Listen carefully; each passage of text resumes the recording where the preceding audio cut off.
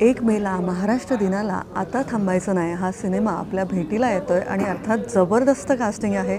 आणि आत्ता माझ्यासोबत आहे 2 अतिशय गुणी कलाकार आणि अर्थात आपले आवडते ओम भूतकर आणि पर्ण पेठे दोघं माझ्यासोबत आहेत. खूप स्वागत आहे नवशक्तीला. हाय. आणि ओम, मी पहिल्यांदा तुलाच विचारेन कारण मला माहिती आहे तू खूप निवडून सिनेमे करतोस आणि आम्ही वाट बघत असतो की आता ओमचा कुठला सिनेमा येणार आहे. या सिनेमात असं काय वैशिष्ट्य तुला वाटलं? शिवराजचा मित्र आहेस, पण त्या पलीकडे या सिनेमात असं काय तुला सापडलं की तुला वाटलं की येस, आपण या सिनेमाचा भाग व्हायला हवा? एकतर ही गोष्ट तू म्हटल्याप्रमाणे की शिवराज आहे, तो मित्र आहे आणि त्याचं काम खूप काळ मी पाहत होतो. मी केलंच आहे त्याच्याबरोबर.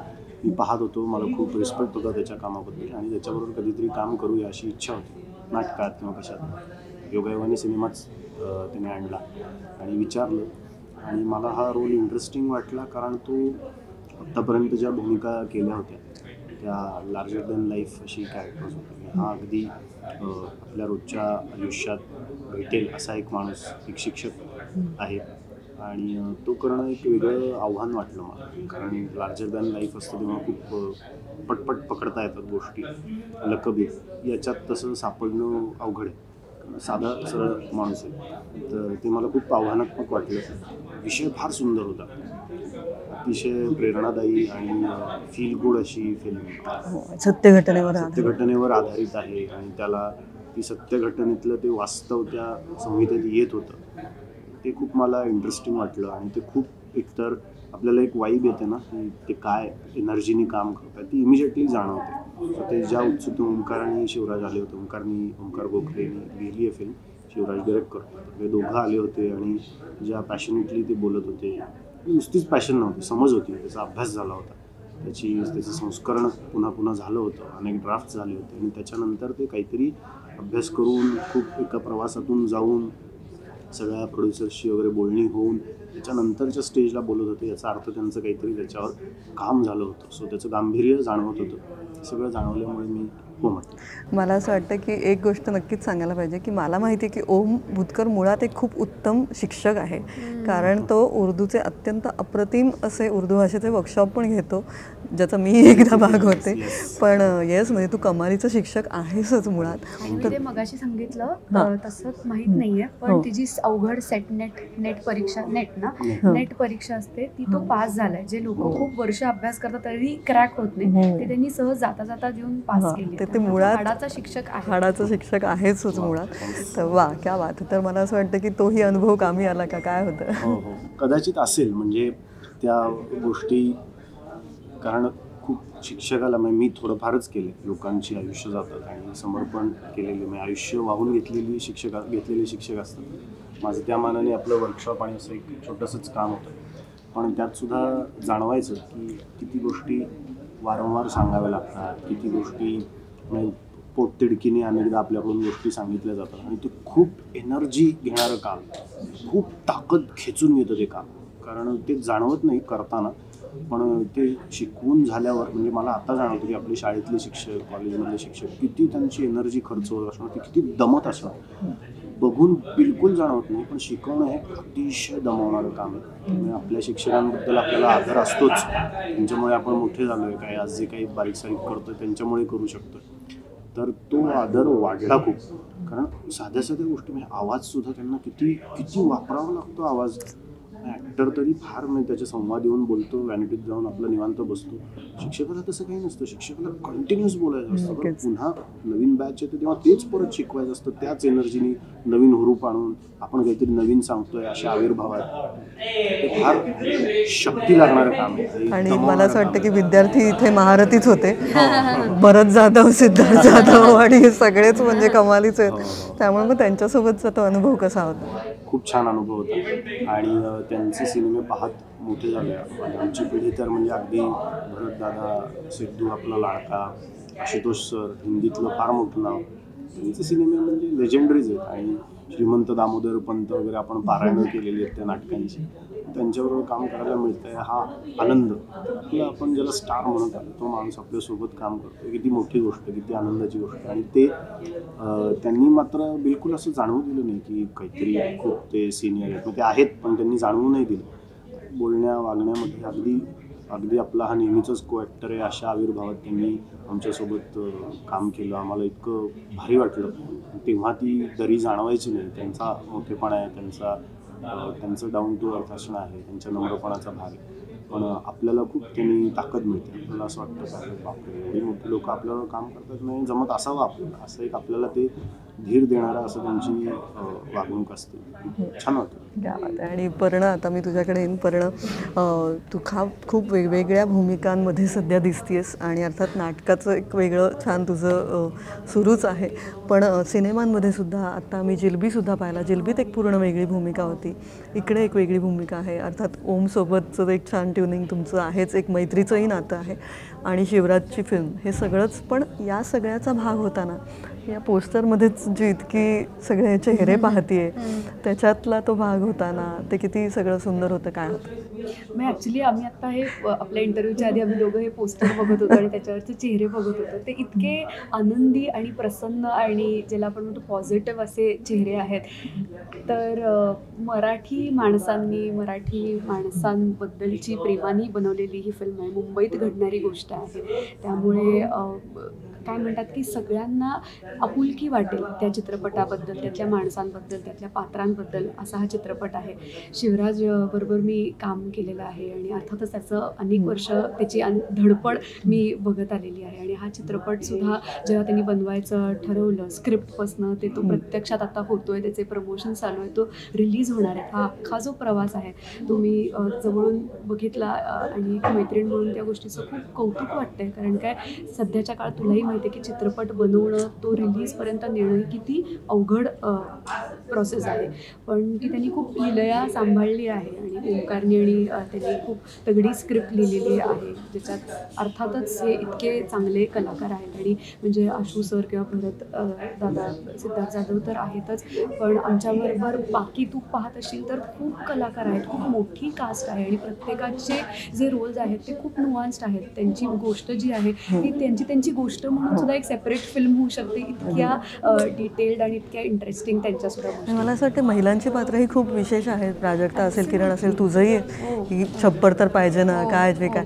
तर काय या भूमिकेबद्दल थोडंसं? वेगवेगळ्या प्रकारच्या बायका या चित्रपटात आहेत. म्हणजे मी ओमच्या बायकोचं काम करते आहे. आणि हा जो ध्येयाने पछाडलेला जो शिक्षक आहे, जी देहवेडी माणसं असतात, त्यांच्या आजूबाजूची जी लोकं असतात ती काही ना काही अर्थाने सफर होत असतात, किंवा अर्थातच त्यातल्या ज्या चांगल्या गोष्टी आहेत त्याच्या त्या भाग असतात. सॅक्रिफाईस करावं लागतं, कॉम्प्रोमाइज करावं लागतं. आणि अर्थातच त्याच्याबरोबर येणाऱ्या ज्या चांगल्या गोष्टी आहेत त्याचंही कौतुक त्यांच्या वाट्याला येतं.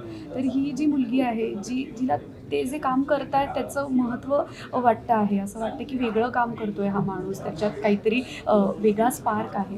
पण हॅविंग सेड दॅट, नॉर्मली आपण जेव्हा जगतो तेव्हा छोट्या छोट्या वाटणाऱ्या पण मोठ्या ज्या गोष्टी असतात, महत्त्वाच्या, पैसे असतील, घर असतील, व्यवहारही महत्त्वाचा आहे, ज्ञान जे असतं, जे त्या अर्थाने जेव्हा एखाद्या आपण ध्येयाने पछाडलेला असतो तेव्हा या सगळ्या गोष्टींचा विसर पडतो. तर ही जी मुलगी आहे त्याच्या आयुष्यातली, त्याला सांगत असते की हे काम महत्त्वाचं आहे, मी तुझ्याबरोबर आहे, पण कदाचित आपल्याला या गोष्टींचा सुद्धा विचार करावा लागेल. आणि आता हे जे आहे की एका यशस्वी पुरुषाच्या मागे एक स्त्री असते किंवा स्त्रीच्या मागे एक पुरुष असतो, हे सगळं थोडं जुनं झालेलं आहे. आता हातात हात घालून एकत्रच आपल्याला एखादा प्रवास करायचा, खांद्याला खांदा लावून.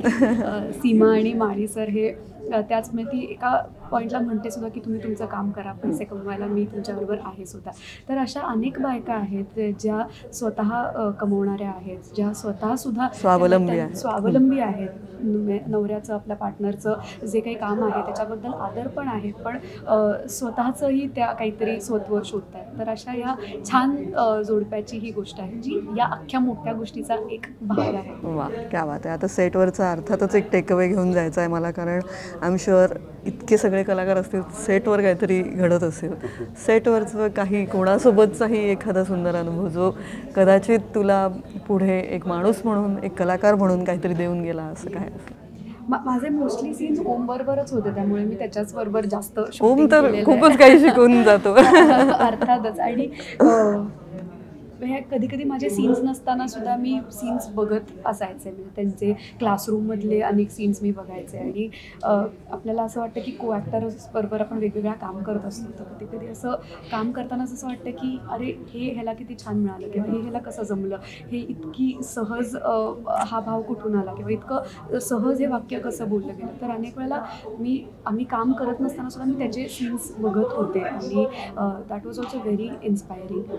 मला गंमत सांगायला आवडेल की पंकज जो आहे या कास्टमधला, तो उत्तम स्वयंपाक करतो, आणि तो सगळ्यांसाठी डबा घेऊन यायचा. म्हणजे मिरचीचा ठेचा मला आवडतो असं त्याला कळलं, आणि आमचा एकही सीन नाही आहे चित्रपटात, तर तरी त्यांनी प्रेमाने डब्बा भरून मिरचीचा ठेचा करून आणला सगळ्यांसाठी. तो भाकऱ्या करून आणायचा. प्रवीणसुद्धा खूप उत्तम स्वयंपाक करतो. तर असं त्यांच्या म्हणजे जे वर्गातली मुलं आहेत त्यांच्यात सुद्धा एक खूप छान नातं तयार झालं होतं. डबे येत होते, डबे विविध येत होते, आणि ते जरी मी काम केलं नाही तरी मी डबे खात होते त्यांचे. वा. ते छान वाटलं. तसंच ओम, तुला काय तो टेक? माझ्यासाठी सगळ्यात भारी गोष्ट ही होती की सिद्धू आणि भरत दादा आमच्याशी गप्पा मारत बसायचे. म्हणजे आता मी सांगितलं पंकज डबा आणायचं, तर त्याच्या पंकज भरत दादांच्या व्हॅनिटीमध्ये यायचा. आम्ही सगळे तिथे बसायचो, आणि मला जुने त्यांचे किस्से ऐकायला फार गंमत वाटायची. कारण दामोदर पंत असेल, सही रे सही असेल, आपण पाहिलेलं आहे, त्याचे फॅन होता. तर मी त्याच्यातल्या गमती जमती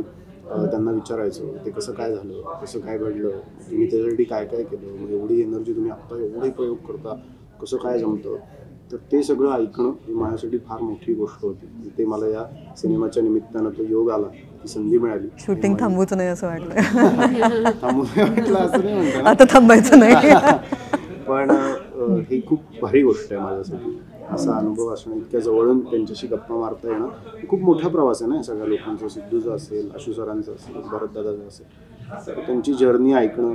आणि हे खरं आहे की कोणीतरी जी वाट चालून गेलं, आपण त्या वाटेवर काहीतरी सुरुवात करतोय, प्रयत्न करतो. जो माणूस इतक्या पुढे गेलाय त्या वाटेवर, त्यांचे 4 शब्द ऐकायला मिळणं हे आपल्याला खूप खास खळग्यांपासून वाचवणाऱ्या गोष्टी असतात. ते मला संधी मिळाली त्यानिमित्त. नक्कीच. आणि आशुतोष गोवारीकरांचे चित्रपट बघून आपण मोठे झालो ना. म्हणजे लगान, स्वदेशवर तर आपली पिढी मोठी झाली. त्यातली गाणी, त्यातले डायलॉग्स, त्यातलं सगळंच.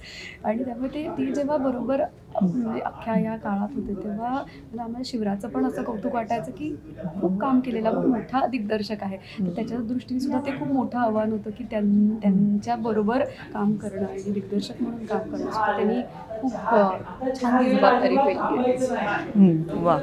मी जाता जाता एक पेटवा मोमेंट नक्की विचारणार आहे, कारण मी ते त्यांनाही विचारलं की जेव्हा आशुतोष गोवारीकर सर सिनेमात म्हणतात की आता पेटवा, असं वाटतं की, आणि खरंच असं वाटतं की अरे काहीतरी संचारलं आत्ता माझ्या अंगात नुसतं ते ऐकून.